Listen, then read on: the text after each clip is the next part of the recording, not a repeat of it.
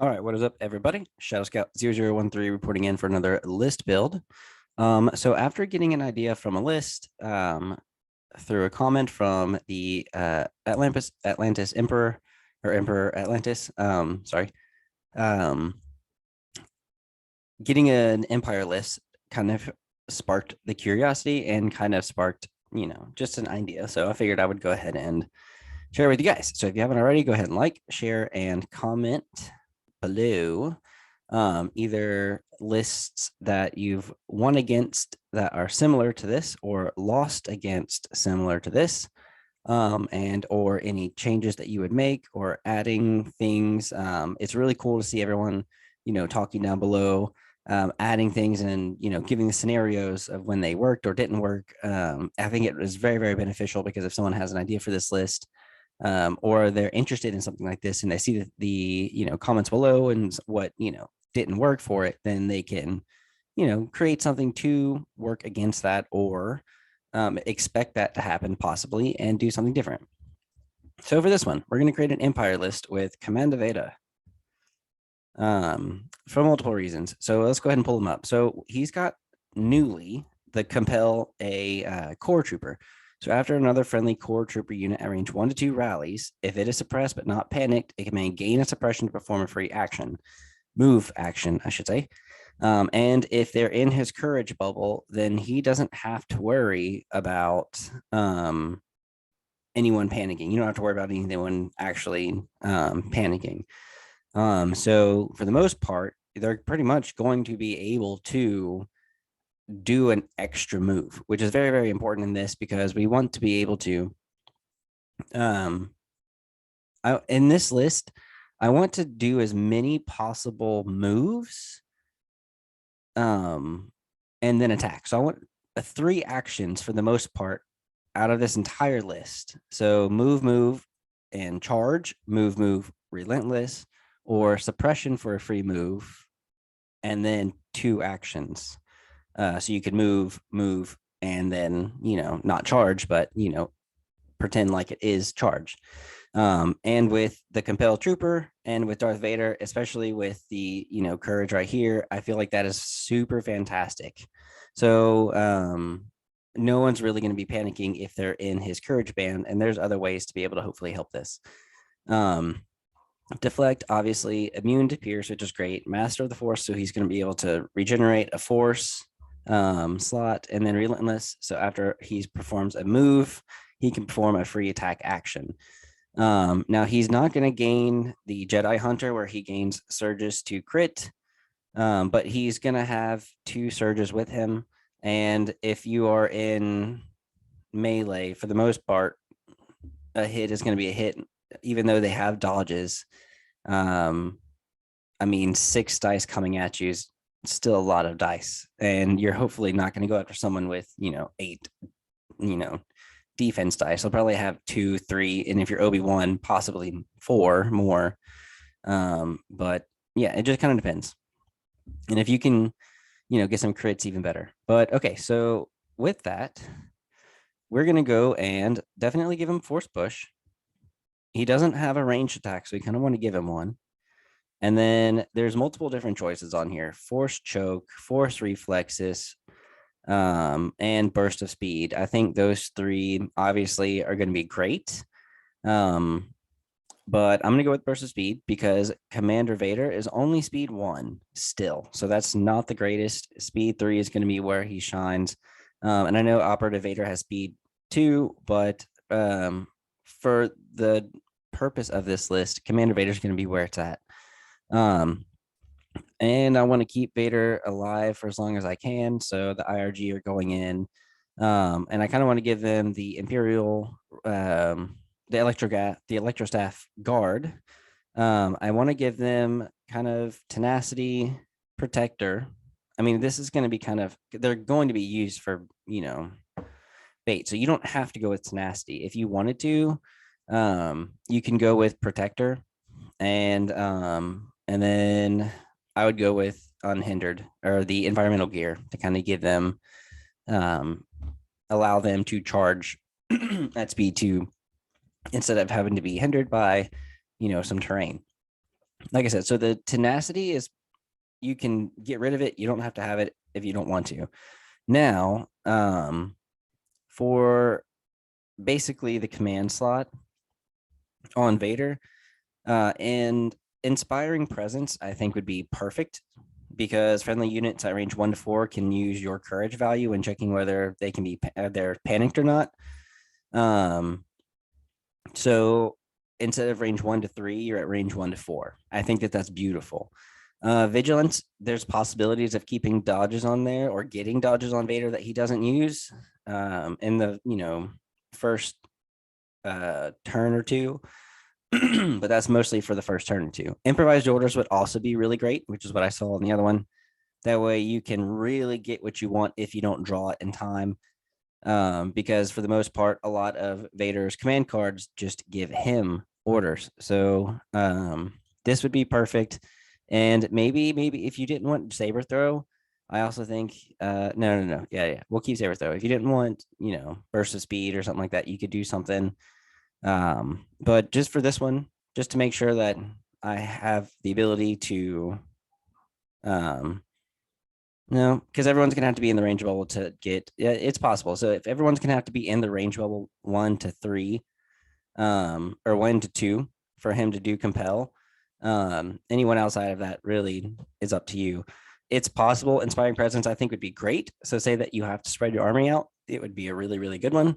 Like I said, vigilance would be great, but we're gonna go with improvised orders for this one. And then I want dewbacks. Let's go with 3. And for a definite, a dewback rider is a must. If you want to have some tenacity, if you want to have tenacity on there, maybe you could switch because your dewback rider is probably going to last maybe a little bit longer than your royal guards. It just kind of depends because of the armor, at least. So it's up to you. So now we need to fill in some core. Let's do that because we if you're going to be able to compel them, let's do a lot. And I love shore troopers. So I'm going to give the shore trooper heavy for sure. And then boom. So if we did 2 more stormtroopers, that's 3 stormtroopers, shore troopers, at least with a 21B, and then a mortar. So at least these 5 units will be able, if they're close enough to Vader, be compelled to take an extra move without having to take a wound or anything, just like Vader's 2-pip. You can, do other stuff like that. You won't be able to do it to the dewback riders or the royal guard, but the dewback riders have relentless, so they're going to have armor 1, so they're going to be able to cancel 1 hit before any hit goes through or crits go through. Well, crits are going to go through no matter what, but they'll be able to defend a hit before anything else goes through, but they will be able to use impact. You do have relentless, just like Vader. You can reposition. So for free, you can do a free 90-degree pivot spur. So if you wanted to gain an extra suppression token, you can. And if making sure that you're inside of Vader's, band 3, then you're good. If you gave Vader the inspiring presence, range 1 to 4, then at least with the dewback riders, they can get as many suppression tokens as they want, still get 1 action, and then use relentless. So it's still basically getting 2 actions as long as they're in that Vader's courage. So just in case if you wanted to do inspiring presence instead of improvised orders, you could. They're the same amount. And then unhindered. So it's basically almost unhindered. You're going to ignore the effects of difficult terrain. So you're going to be able to move past, like I said earlier, with the environmental gear, same thing. And then the royal guards, I never really showed you guys those guys. They have charge, so they'll be able to do that free melee, and then discipline 2. So if they're issued an order, they can remove up to 2 suppressions to make sure they get 2 actions, if especially they need it. And then guardian 2, so they can defend against 2 hit results going against Vader. So yeah, that's 10 activations. You still have 7 points to do with what you want. I saw them have portable scanners. You'd probably be able to keep this one next to Vader, and if they needed to, they'd be able to do, if they have a suppression, they're suppressed but not panicked, they'd be able to make that free move and then move to be able, or make the free move and then move to make sure they're getting close enough to Vader, and then give out a dodge to him if they need to, which is why if you don't want improvised orders and you wanted vigilance, you could go with vigilance. So there's a few ways to do this. But this is pretty much going to be suppressed and trying to do 3 moves. Everything in this list is possible of making 3 actions if they're close enough to Vader. Core wise, the other ones, obviously, you can move, relentless, move, charge, move, relentless. It's kind of up to you what you do with those. But yeah, but at least the shore troopers are giving you a heavy with the critical, and then you can keep that one. You don't have to keep them close if you don't want to. But with the more firepower, you're probably going to want to keep them close, and this one close. The 2 other stormtroopers can do what they want. The dewback riders are going to go after. Your stormtroopers could probably hide behind the dewback riders a little bit, and then your royal guards are going to go with Vader, along with the storms, maybe the shores, and then your mortar can do whatever it wants. But that's 10 activations. Objective wise, I think breakthrough is going to be good because, like I said, if you compel them to move, they can move because they get the free action to move and then move. So if they really needed to get into the break or into the enemy's deployment zone fast enough, as long as everyone is close to Vader, it could happen. And then say, that wouldn't be good if you had, esteemed leader where each friendly core unit around Vader gained Guardian 1. That would keep Vader alive the entire game, more than likely. When he's outside of melee, he would probably live, because if you have the Royal Guards consistently guarding 2, and every core unit that's surrounding him, which he can compel, has Guardian, you've got an almost invincible Vader. But that's up to you if you want to get rid of improvised orders and put esteemed leader on him. But yeah. So objectives, breakthrough would be good. Hostage exchange would be perfect, because if Vader's getting closing in and the hostage unit is close in his range 1 to 2, they could, if they're suppressed, which it kind of depends. If maybe you were to move a trooper unit through them, they could, get a suppression and then move. So that's one easy way of getting a suppression on one of your units, I guess, is just moving through them with your dewbacks, giving them suppression, and then allowing Vader to compel them closer. So hostage exchange is a good one. Same thing with like payload or bombing run.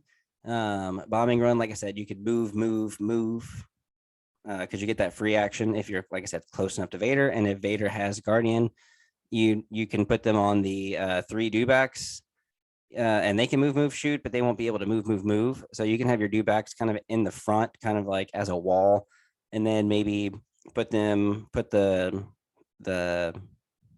bombs on your core units. You go from there. If you wanted to, you could probably get rid of the mortar, and if you wanted to put some more people in here to make sure that they survived a little bit longer, you could.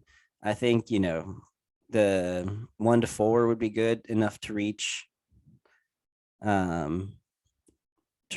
the spiders that you keep seeing everywhere.